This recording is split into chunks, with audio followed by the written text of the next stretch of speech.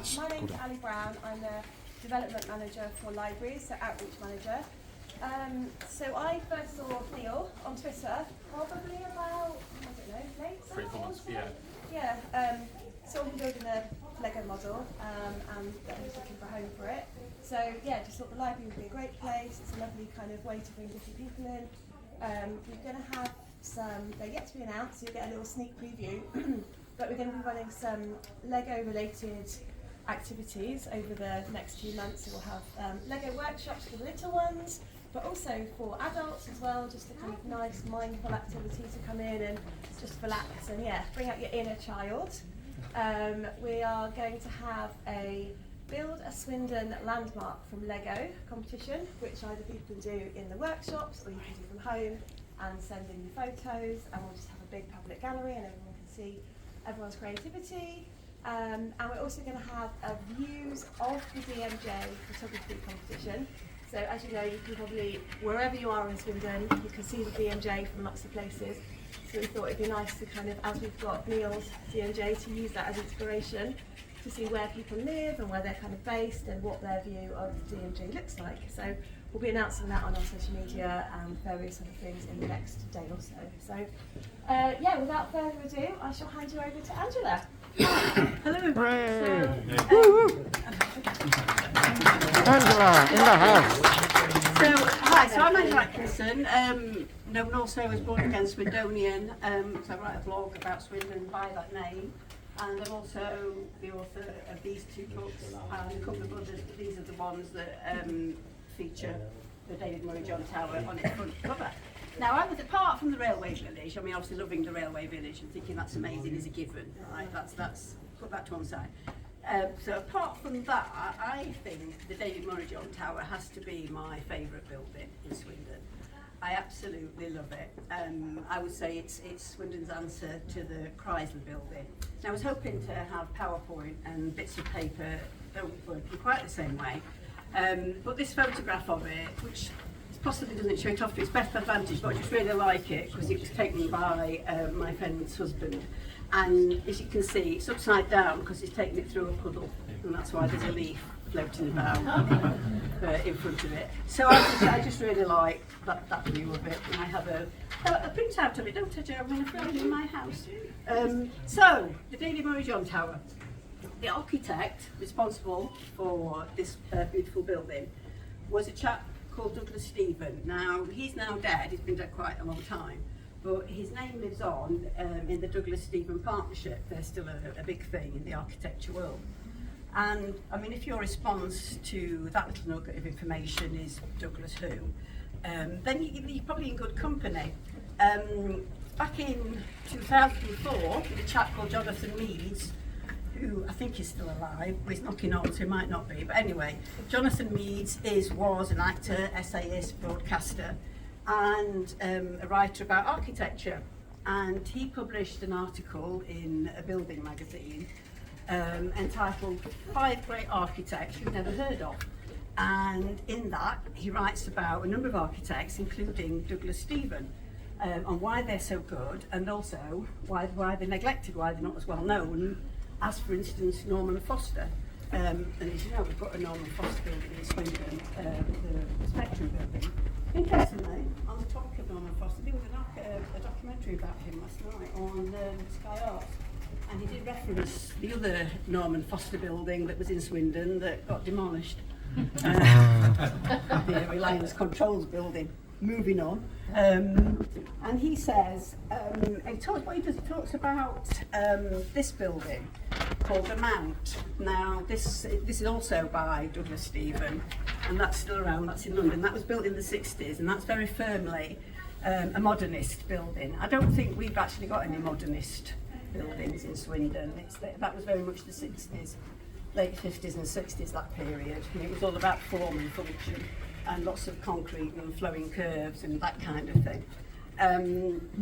And so that was completed in 1965. And they said then it was out of step with its time when Stephen built that building. And so he belonged to a particular school, and Meads thinks that that's one of the reasons why he's overlooked. His talent was overlooked. And then he says, so does David Murray-John Tower. His David Murray-John Tower in Swindon, the town's most, brackets only, striking building. A mini skyscraper with affinities to a design of Frank Hampson's for Dundee. Remember the Dundee cartoon, you know, Dundee Pilot of the Future? Now when I first came to Swindon, I mean I come from a small mining village, well, ex-mining village, and so obviously we didn't have big buildings, you know, and so I'd never really seen anything like the David Murray-John Tower. And I don't quite sure that when I first saw it, something about it, you know, just rang a very distant bell. And I think it was when I was reading this, you know, about the Dundee thing, and I thought that's probably what it was. And I think if you have a look at that, in particular this, you can see what he's talking about, yeah? What he's referencing there. I think, you know, you can see the curved lines on that. And I reckon you can really sort of see that.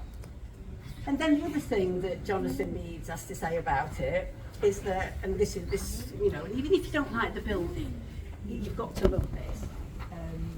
That he placed the David Murray-John Tower on his own personal list of 5 extraordinary buildings in the world. And on that list is Marseille Cathedral, the Valhalla Temple in Bavaria, Cotthay Manor in Somerset, and Edinburgh Stuart's Melvin College, and the David Murray-John Tower. Wow. So there you go. Now, Amazing. Yeah, fabulous thing to know. Now, so Dr. Stephen, he was a card-carrying communist, but in the best sense of that word, and he wanted architecture, you know, to be for social good. And he wanted this building, the David Murray-John Tower, to be mixed use.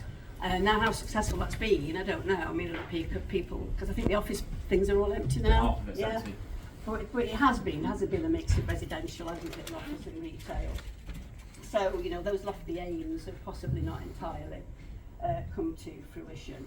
But, and I think architecturally, there possibly should have been something each side of it that's a little bit higher, because it's all everything's really low level, isn't it? And then you've got this monolith, you know, in the manner of 2001, just standing there. So, obviously, this period in the 1970s, Swindon, well, not only Swindon, I think the country as a whole, but certainly Swindon, it was looking to the future, and you know that's reflected in the futuristic look of this building. You know, to reflect the forward-looking aspirations of the town and the person who made the place at that time. You know, it's got those curved corners, hasn't it? It's sleek and shiny. Well, it's not so much shiny now, but it's sleek and it's shiny and sophisticated. And, you know, clad in stainless steel, and that was an expensive material even then. And so, you know, this was a building that said, look at me. I mean, you can't not look at it, can you? Let's face it, you know, it's a landlocked lighthouse, isn't it, at night? You can't ignore the thing. And that's clearly, absolutely what David Murray-John intended with it. That's what he wanted. So, but then, hang on, sorry, I just need a drink. I hope that's gin. Behave, order. If I liked it, it might have been. And then the next person to find favour with this building is Jasper Fforde. Anybody familiar with Jasper Fforde? Oh, you should be. Yeah, I'm sure some of you are, yeah. So Jasper Fforde, right, he wrote a series of novels about a character called Thursday Next. And Thursday Next is a literary detective, and she leaps in and out of novels to sort the characters out when they deviate from the plot of the book. But the real point being that the Thursday Next novels are set in Swindon, but not the Swindon that we know. They're set in an alternative Swindon, which, on balance, I quite like. The sounds of it's got a monorail, and you know, and dodos have been brought back, and you can have pet dodos, and there's granny tubes to get you from one place to another. Got to be better than the 1A bus. It all sounds fab. And so he created his 7 wonders of Swindon, right, Jasper Fforde, one of which was the double helix of Carfax, now gone, sadly, the Carfax Street car park. And one of them was the David Murray-John Tower, but he renders it even larger than it really is. And give me a tower to touch the sky. With those noble words, city elder, Mr. David Murray-John proposed the building of a skyscraper to give Swindon the skyline it had lacked. since the destruction of the Cathedral of St. Almost 5 centuries before. So that's that. Pass that on around. Which is rather awesome, I rather like. And then, so I mean, whether you like it or you don't, but I prefer it if you did, because I've got despotic tendencies, and I really want people to agree with me about things. When I was, I wrote about it a little bit in Secret Swindon, but also it would be when I was looking for stuff for Swindon in 50 buildings. I found some of it is in here. This wonderful promotional material about it in one of these lovely folders that Darryl puts in front of you, and it gets you completely off track of what you're looking at. And I found this fantastic, beautiful promotional material. Who remembers Jackie magazine? Don't you think that looks like the same artist? Completely the same style. As soon as I saw it, now I've looked him up. The guy who drew this is called Frank Langford, but he's dead now. And I can't find any. He's done lots of cartoon strips and stuff. I can't find any reference to him, to Jackie magazine. But if that's not him, then I'd eat my own feet. Just as soon as I saw it. And I just absolutely love this. I love the pathetic fallacy that we've got going on.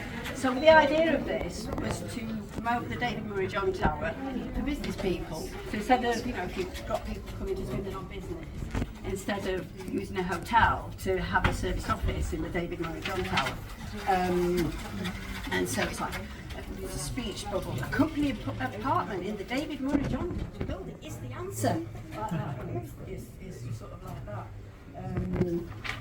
And that probably was true actually, finding a hotel room at that time.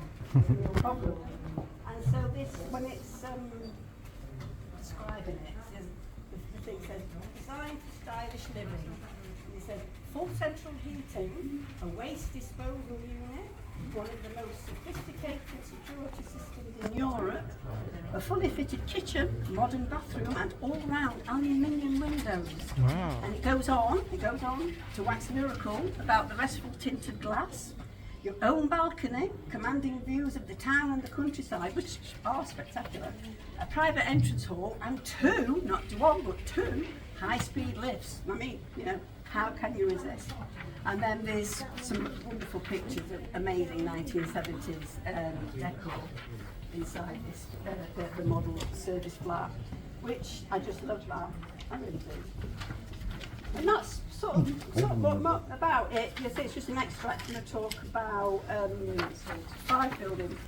But in terms of its architectural style, this building, I thought at one time it was sort of like modernist, but I've done some research, I've learnt the error of my ways.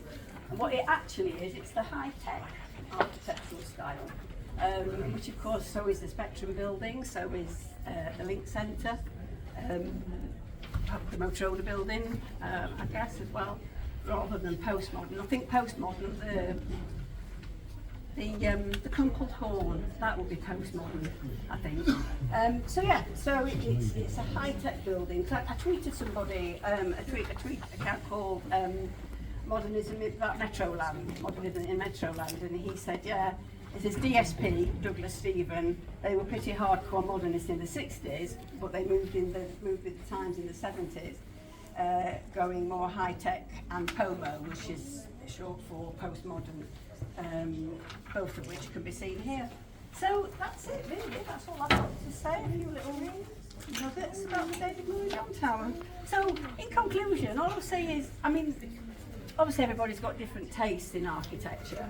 I absolutely love it, and I'm far less keen, for instance, on classical architecture, columns and symmetry. I can't bear it, it's dull as hell. But if you really, really don't like the David Murray John Tower, at least appreciate it is special. It is a special building, and it is unique. There is not anything else like it anywhere in the country. The civic offices, for instance, down there. They're lovely, but there are other civic offices up and down the country, almost identical to our civic office. Whereas there is nothing like this anywhere else. So I think you should treasure it, even if you don't personally like the architectural style. There you go. That's me. Thank you. Thank you, Angela. Hey!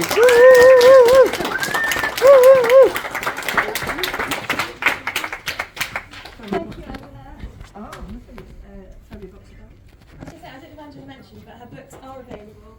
buy in the shop. Buy tomorrow as well. Sorry. I did miss that joke. So when is Eddie, I'll hand over to Neil Robinson, who is the kind of, the inspiration behind all of this, and he'll talk you through how the model came about. Okay, so good afternoon to you all. My name is Neil Robinson. I was born in Swindon, born and bred. I'm here to talk to you today about my Lego representation of the David Murray John Tower in Swindon, which you can agree is definitely iconic. So firstly, you may wonder why I decided to create this Lego model. So well, having grown up here, I've always loved some of our unique architecture in Swindon, and it's often sort of overlooked and not really appreciated. So we sort of look down on the ground, but we don't appreciate what we've got in front of us. So my two favourite buildings in Swindon are the Oasis and the David Murray John Tower. Coincidentally, they were both opened in the same year, 1976. They were both ahead of their time, bold and innovative. The town had vision and ambition to create these unusual structures. So I'm part of the Save Oasis Swindon campaign on Facebook. So the plight of the Oasis has recently made me think about other Swindon landmarks that we take for granted. The David Murray John being the next landmark that comes to mind. The David Murray John Tower is not listed, unlike the Oasis, but perhaps maybe in the future we should look to list it to protect it from any future demolition threat. I've been told it needs about £50 million spent on it to upgrade it. So all the panels need replacing at some point. And half of the building is currently empty because the office layout is all out of date, so it needs a lot of investment spent in it to bring it back up to date. So I'm hoping that they do find the money and do that soon, because it's going to be the 50th anniversary of the David Murray John Tower in 2026, which is only 4 years away. So that's the same year as the Oasis was open, so I'm hoping that they can get that money into it and get it all looking sparkly new again by that time.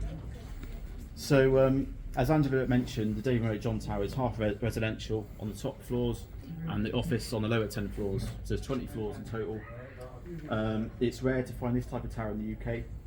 The David Murray John Tower stands futuristically over the Swindon skyline, and I've always admired taking photographs of it as a keen photographer.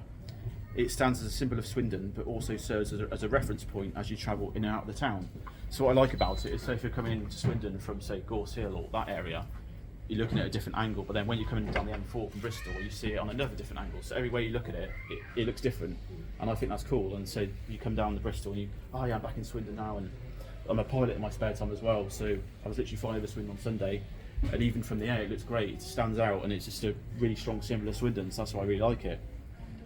So I've recently got into Lego, and particularly I like the architecture sets of Lego that they've started to produce, such as the famous skylines of buildings, such as, so you can buy a set of the Empire State Building, for example, in New York, or Big Ben in London.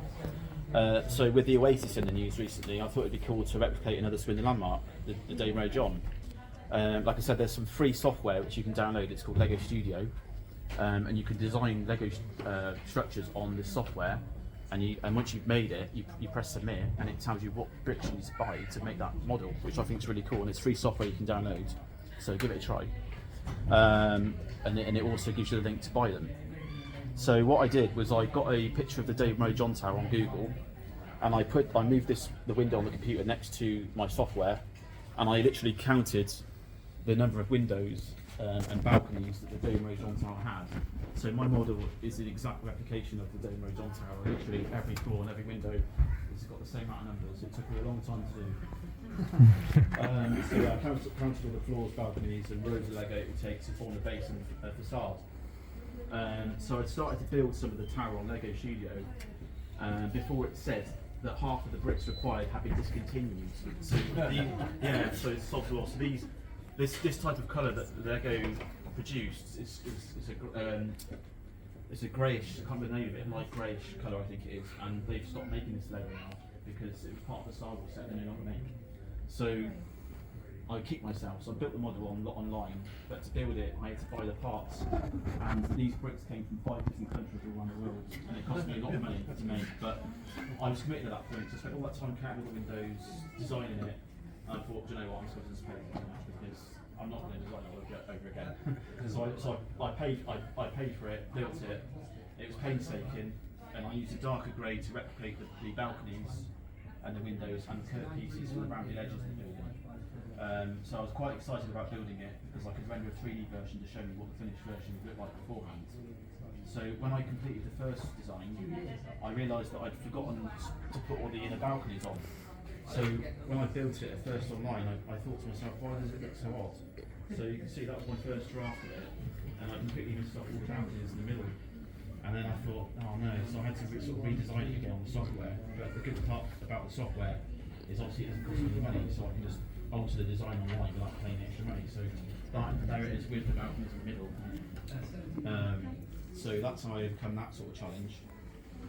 So, and there's a picture of me sort of building the base of the model, the structural model. So the finished 3D designs are quite impressive. The model comprises of approximately 1,800 bricks. What made this model particularly fun to build was it hadn't been done before. It was unique and it was my own creation, or mock as they call it in the Lego world. Also that the parts slowly arrived from about 5 different countries, including Germany, America and Thailand. So it was quite exciting for me to build because every week this parcel would come from Thailand or somewhere, and I paid the customs charge, and then I could slowly start to build it. And it was great because when the parts came, they came in the right order that I was building the model, which was quite bizarre. So the base bit came first, and then the balcony bits came. It was just really exciting. It was like a magazine subscription. It was great. It just came in the right order. Amazing. So yeah, so the bricks were discontinued and they were rare. So the quantity meant that I had to order them from abroad. The website is called Bricklink, so you can buy really cheap Lego bricks on there, literally about a penny each. So if you want to build and spin the models, go onto Bricklink and you can get really cheap Lego bricks. So the Bricklink website connects with the Lego Studio software. So after you've produced the 3D model on the software, it tells you exactly what bricks you need and how much it will cost. Like I said, this model wasn't cheap to produce, it was about £400, but that was only because the colour was discontinued. So if you design another Swindon landmark, it's going to be a lot cheaper, probably about £10, £20 hopefully. Depends on the colour and the type of Lego that you use. But I really enjoyed making it because it was the first time this had been made into Lego. The parts arrived bit by bit, which made the model exciting to build as the process was drawn out over a period of 4 weeks. It was painstaking and it was very fiddly, as the model was very fragile and the inside is hollow. So there was times where I built, as the higher I went, the model got more fragile until I built the roof bit. So there was times when the inside walls would fall into the middle and I'd have to put my hand in to reach the bits that had fallen out and build it again. So I rebuilt this model about 3 or 4 times because it's that fragile, but as soon as I put the roof on, it held everything firmly together. So the roof was the most tricky bit to put together because I couldn't access the inside of the model once the walls had been created. So I originally created the model for the Swindon hub, but then I soon realised that the model would sort of accompany the exhibition as well. There was nothing like this I've done in Swindon before. And this is like our main landmark in Swindon, so it's really nice. I've come together with Atkinson, the author, to put something really cool like this together. So I'm really pleased with the final result, as you can see. I'm pleased that the models form part of this exciting new library exhibition. So the Oasis was recently recognised by list of status, and I hope that the David Murray John Tower can be celebrated in a similar way as people learn about its interesting history. So what I like the most about the John Murrays, a lot of you probably don't know this, but it used to have a rooftop restaurant at the top. So yeah, so in the 70s and 80s it was, I think it was called the Tower House Restaurant, I think it was. Yeah. And I think we've got a menu. Yeah, somewhere. £16.50 for 3-course meal. Wow, £16.50 for 3-course meal. So you can actually, members of the public can go in and pay, and go to the top and have a meal at the top and enjoy the view, which I think is amazing. I mean, it'd be great if they could reopen that someday. I think it's absolutely brilliant. So not many people know about that. So I've tried to create the Oasis in 3D as well on Lego Studio, but Lego domes are very hard to make in Lego. So I'd love to see someone else try and make the Oasis or any other landmarks, such as the diving board and Coat Water, or anything like that really. So this was my attempt of designing the Oasis. So I created the outside of it, and I created the Oasis logo with a palm tree. I haven't made this yet, but it's very tricky to make domes. So I'd love to see someone try and make an Oasis out of Lego or any other landmarks that you can think of. There's so many landmarks in Swindon you could build. You could build, Vivid House, Coat Water. There's just so many things you could do. Richard Jeffries Cottage. It's all there for you to build. So some more pictures. That is the final Lego Studio design of the structure, and that's a picture of me with a model. So let's pass them around. Final picture of me with the model. Yeah, so in a nutshell then, so the model was very fragile to build. I'm fascinated by the look of the building. I think it's really modern, even it stood the test of time. It's 40 years old now, and it still looks really futuristic, just like the Oasis. And I just love how the fact that it's got all that fascinating backstory behind it, such as it had the restaurant on the top, and the story why they built it is obviously it stood as a symbol of Swindon after the railway works are closed down, which I think is really interesting. So I really hope that you enjoy this exhibition, and we're going to be launching a competition shortly after the last tour of the produce your own Lego landmarks of Swindon, and there's going to be prizes available as well, and we're going to put some of the other Lego landmarks on display here as well. But yeah, personally, I've been in the tower before. I've got a friend who lives on the 17th floor. But I would love to one day. I think Angela's been up there. There's a rooftop access, so I might speak to the council to try and get a view from the top. I would love to go up there. Lots of design it up Lego, and I'd just love to go up there and see it. Cool. You can see the scar of the canal, you know, on the land. It's amazing, yeah, really. Yeah, so enjoy, and good luck with all your Lego creations, and we're going to hear from another talk now. Who Thank you. owns it? Hooray! Oh, that's not good, is it?